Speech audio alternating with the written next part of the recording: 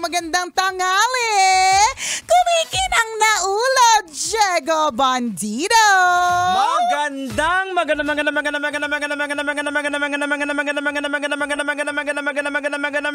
Magandang tanghali. Kumikinang ina. Di ko Ayun. Wala lang akong headset. Hindi ko marinig. Wala ba? Oo, wala. Bakit? Ba't kaya? Chuk. Hindi ko yung doorbell. Doorbell, wala mo akong headset. Di ko masyado marinig. Anyways, magandang tanghali sa'yo. Kumikinang na ulo, Diego Bandido. Magandang tanghali din sa'yo. Kumikinang at... ano ba tawag sa damit? Ang tawag sa damit na ito ay damit ng nagpapapansin sa crush. Pag ikaw nagsuot ng ganitong damit at hindi ka pa rin pinansin ng crush mo, kailangan mo nang tanggapin na masaklap na katotohanan hindi ka rin niya gusto. ang naiisip ko kasi sa ganyan, di ba yung sa mga car wash na mga automatic, yung umikot-ikot? Grabe ka naman, car wash. Feeling ko, pambihira to si Diego. Alam mo, nakakainis ah. Nakakabwisit ng slide. Sasayaw sana ako ng pang-Mexicana. Hinalintulad mo talaga yung sleeves ko sa pang-car wash. Hindi yung mga umikot-ikot. Sa bagay, alam mo, talagang iba-iba ang interpretasyon depende sa tao. Yeah, oh. 'Di ba? So, ako dahil feeling ko sleeves na Caribbean, Mexicana, Marimaris ganon. Ang Diego Bandido, di wow, panglinis sa car wash. Yung umiikot sa car wash. Ay, sa bagay, nung tinignan ko nga, parang madaming basahan nga siya. Parang basahan siya na pinagsama-sama. Alam mo ba, sinuot ko to nung pumunta kami ng Singapore early this year. Mm-hmm.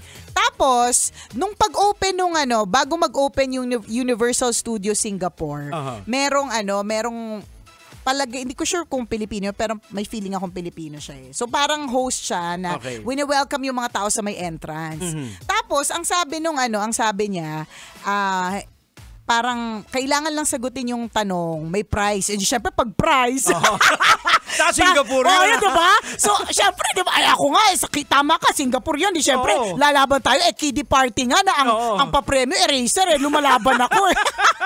Yung pa bang Singapore, diba? So, nung sinabi niya na merong prize, ay talaga, buti na lang, ito talaga yung suot ko. Nag-ano talaga ako. Papunta ka pa lang. Correct.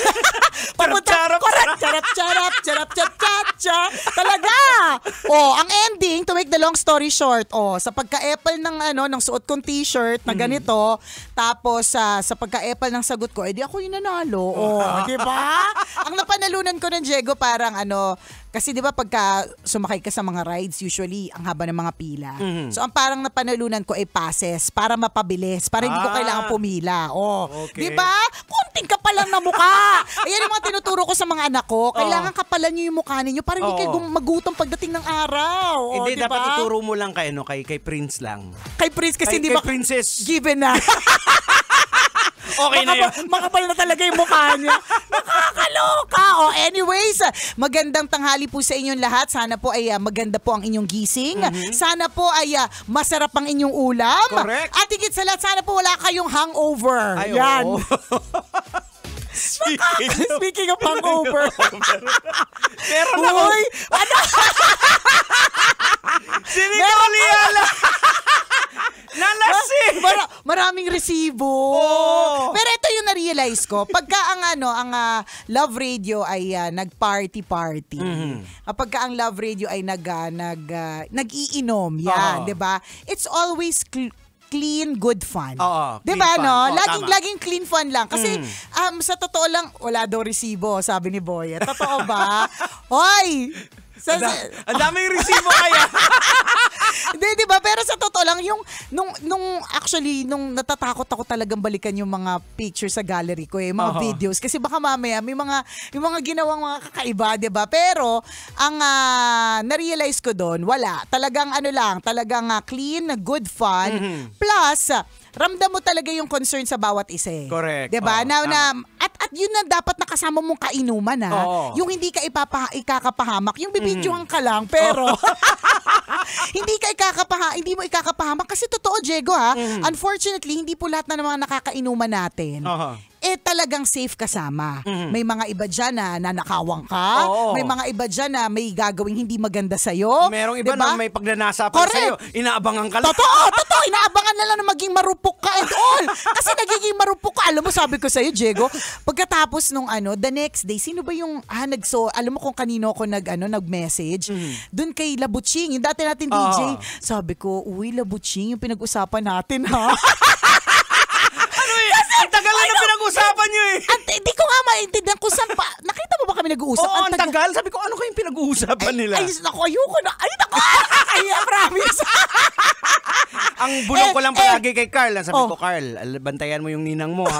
Kaya yung Carl, andyan pa lagi sa tabi mo. Oo, kaya pala. Ang dami kong video. Si Carl talaga nag-video. Ang tagal na. At matagal ba kami nag-usap ng Labuching? O di syempre, alam mo naman si Labuching. Siya talaga yung medyo kilala sa pagiging alam na this, di ba? Ba't kami matagal nag-usap? Kaya talaga sabi ko sa'yo. Tapos sabi niya, alam ba ng iba yung mga pinag-usapan natin? Tapos sabi ko, hindi. Tapos sabi niya sa akin, ang galing mo pala, kahit na sobrang lasing ka, alam mo pa kung kanino mo dapat sabihin ang mga bagay-bagay. Oo, sabi ko kasi, alam ko, dapat pagka ikaw ay umiinom, dapat self-aware ka. Tama. Alam mo dapat kung saan yung limit mo. Kapag umabot ka na sa limit na talagang di mo na naiintindihan kung ano-ano pagsasabi mo sa lahat ng tao, doon nakaka-nervous na yun, di And ba? speaking of self-aware, aware ka ba ba yung gumigitara ka? Yan yung unang sign na lasing si Nicole. Nagigitara. Gumigitara. Tapos yung pangalawang sign. Pangalawang sign na ikaw ay lasing. Humingi ka ng sorry. Ay, hindi, yun talaga. Sorry. Oh my God, sorry. So sorry. Oh my gosh! Hindi, yun talagang indikasyon. Indikasyon talaga. Kapag galasing ako, pag nagsasorry. Parang ang dami kong kasalanan. Kinakausap ka yung sagot mo, sorry. Pero yung palapit ka, mahimasmasan ka na, yung iyak-tawa ka na. Oo, iyak-tawa na talaga ako. Ayun. Bigla ka nang bumalik sa Hindi, tsaka alam kong alam kong hindi lasing, pero alam ko pa. Bakit? Nung nag-CR ako, na-realize ko, nawawala yung isa kong Mayat de la Rosa fine jewelry. Nasuot! Diyos ko po! Sabi ko, parang nawala lang. Bigla amans ko. Sabi ko, paglabas ko, nawawala yung isa kong sigsig. Nakuha siya ni Boyet. Thank you, Boyet. Saan mo nakuha, Boyet? Nakuha niya sa floor? Tama ba? Hindi ka, malay mo, baka pinamigay mo. Boyet para sa'yo. Boyet, kailangan mo ba ng engagement ring? Mayat de la Rosa yan, ha? Ganon. Uy, at babalik ako at kapag ikaw yung umiinom, siguraduhin mo na safe yung mga kasama mo. Bakit? Pwede ka talaga nilang kuhaan ng mga bagay-bagay. Correct. Oo. Diba? They can do those things. So, dapat siguraduhin mo na, meron kang, may maghahatid sa'yo sa pauwi. Paano ka uuwi? Correct. Diba? Mamaya, super lasing-lasing ka dyan. Di mo na maalam kung paano ka uuwi. Tama. Diba? Oo. Dapat safe yung mga kasama mo. Yung meron dyan na, alam ko na kung sino maghahatid dito at yung maghahatid dito, hindi rin mapagsamantala. Oo. Dapat alam mo yung capacity mo. Yes. Na wag masyadong heavy drinker. Correct. Yung yung masaya lang. Kasi ako alam ko na yung inom ko noon, while medyo naparami din talaga, masaya lang. Oo. Kasi yun yung mga nababasa ko na naman sa Bible na hindi naman pinagbabawal yung pag-inom. Ang pinagbabawal merrymaking, diba? Diba, tingnan mo nga, water turned into wine. So, ibig sabihin, nag-wine yung mga utaw. Actually, ang sinasabi lang doon, yung magpakalasing ka ng sobra-sobra. Kasi nawawala ka sa wisyo. Kung wala ka sa wisyo, doon ka na nakakaisip ng hindi maganda. Yan. Pinagnanasaan mo na yung Correct. kasama mo. Na hindi dapat. Diba? O di naman kaya, naninira ka na ng kapwa. Correct. Yan. Yun na yung mga hindi maganda. Nagyayaya ka na sa Casa 3. Yan, diba? May ganun ba? May ganun nangyari? Hoy! Kanina yun? Sino nagkayayaan?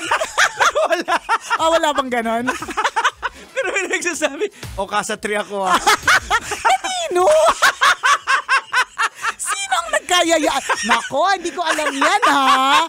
Oh my my gosh, nakakalurky. Oh, may mga ganon. Na kapag ka, nasobrahan, na inaaya mo na. Alam mo namang hindi dapat ayain yung taong yun, di ba? Naalala ko na lang isa dong kasama natin. Rare, aminin mo na Rare. Ano? May crush ka sa akin while I'm drunk. Sino sabi? Say it na. Si Ate. Aminin mo na. Crush mo ako. Totoo, habang lasing ako. Oh my God! Totoo ba? Sabi niya, oh my God! Hindi ko kaya! Message ko si Adi. Nakakaloka! O, may mga ganyan. Pero, fun pa rin siya. Yeah, oo. Kasi, alam mo, sa sarili mo, na kahit na halimbawa, sinasabihan mo yung kung sino man may crush sa'yo, dapat ganun na that person will not do anything. Diba? Because, yun nga some people, kapag ka nakakainom, they will do things na they will regret the day after. Yun yung lagi mong iisipin. Dapat, the next day, pagtatawanan nating lahat. Correct. Hindi yung magtatago ka na, ikahihiya mo na yung sarili mo kasi nag-proceed ka sa Casa 3. Diba?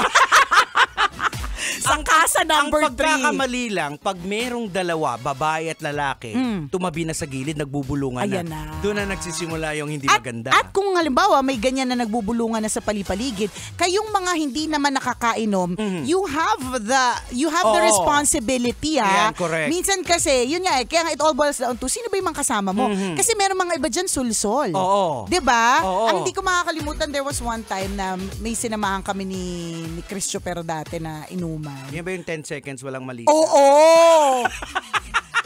Sipin mo sa aming dalawa. I mean, hindi dapat ganun. Di ba gets mo, Jegs? Tama. I mean, okay, fine kung, di ba, kung magka-partner kami ni Chris, pero hindi yung para sabihin nyo sa aming 10 seconds walang mali siya. Diba? Hindi dapat. Hindi dapat. Diba? And aminin mo na hindi kayo nag-start nun. Yung mga iba. Diba? Sila yung nagpasimuno na parang totoo ba? Yun yung sasabihin mo, 10 seconds walang mali siya. Sa boss ninyo.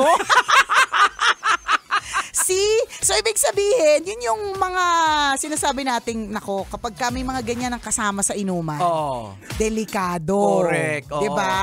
Dapat clean fun lang. Clean fun lang. Kaya ako, while ninenervous talaga akong tingnan yung gallery ko, nung pinalikan ko siya, nagpaalam nga ako, di ba, sa GC natin. Sabi ko, okay lang ma-post ko. Kasi wala naman ako lang naman nakita ko doon, sumasayaw, kumakanta, nagigitara, o tapos, ano masama, di ba?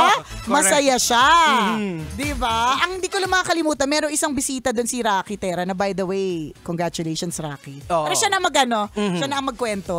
Ang di ko lang makalimutan, meron siya isang bisita, hindi ko talaga ka-close, hindi taga-Love, hindi taga-MBC. Ang dami ko sinabi din sa kanya. Oo, nandun kayo sa yung may bar. Yung babae. Tagal-tagal naman. Kasi ako nandun lang ako sa gilid. As an observer. At yung observer inabot ng pasado alas 3. Diba? Grabe mag-observe. Hoy, alam mo ba, Diego? Akala ko kasi, hindi pala nag-work yung watch ko. Delayed siya ng 1.5 hours. Kaya tingin ako ng tingin sa oras kasi binigyan lang ako ng oras ng asawa ko ni Ren eh. Sabi niya sa akin, Jegs, anuhan mo ko, Diego, kasi wala akong headset eh. So hindi ko malaman kung music na ba. So ang sabi niya sa akin, hanggang ano oras ka? Sabi niya, okay na ba sa'yo ang 1? Sabi ko, okay na yung 1 p.m. 1 a.m. Ayos na sa akin yun. So all the while, akala ko maaga pa, 11. Kaya pala parang ayaw mo umuwi. Kasi yun yung sabi nila, parang bakit si Nicole parang ayaw pa umuwi? Si Dagol sumusuka na sa labas.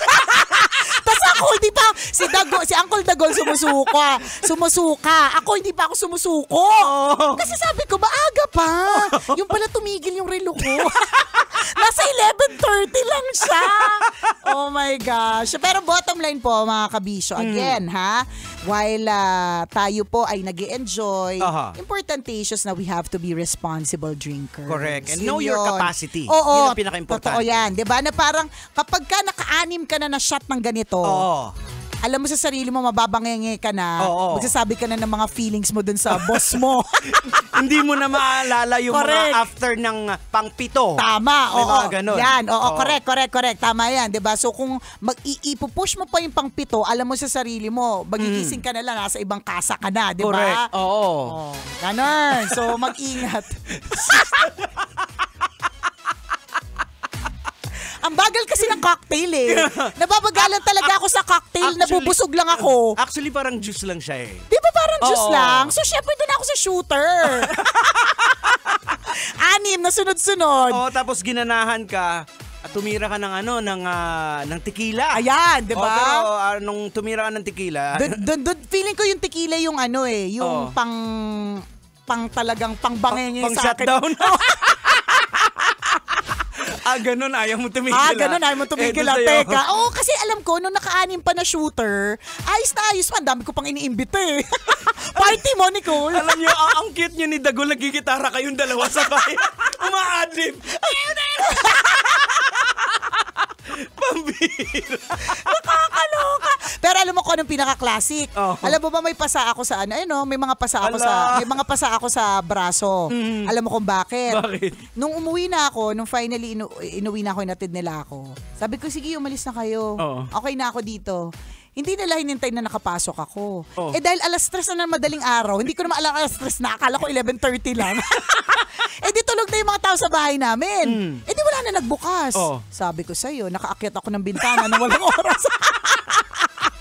Nag-over the backwood ako. Talaga naghahanap ako ng mga pwedeng lusutan.